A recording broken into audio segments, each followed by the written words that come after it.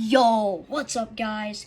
In today's video, I'm going to be telling you guys the 4 best rules for the 4 of your team members or your squad in Fortnite. What rules they should do. Now, basically, I'm going to say this. First of all, thank you guys so much for 300 subscribers. It appreciates me a lot. And, yeah, it's pretty cool. And yeah, anyways, let's just get right into it, bro. But yeah, first off, we got the 4th worst player, or I should say the worst player in the squad. Now, the worst player in the squad, in my opinion, I think he should be the one that grabs heals, so he can heal his teammates. Now, maybe thinking that's a pretty bad rule, but in my opinion, I think it's not too bad of a rule for the worst player. So yeah, that's what's gonna be the rule maker, because what they're gonna do is they are gonna give heals to some of the players and just do all that. He will have a AR or SMG, whatever he's best with, or sniper. I don't know what he's best with, but yeah.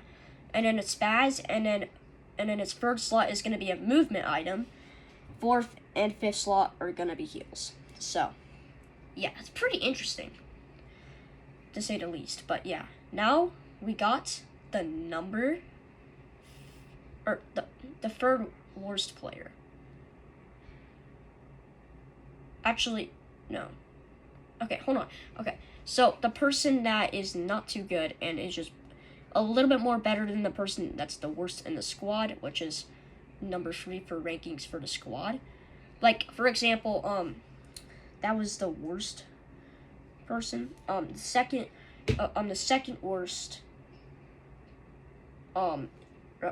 Second worst. Basically, the second worst is actually gonna be the IGL, and I know what you're gonna say. What?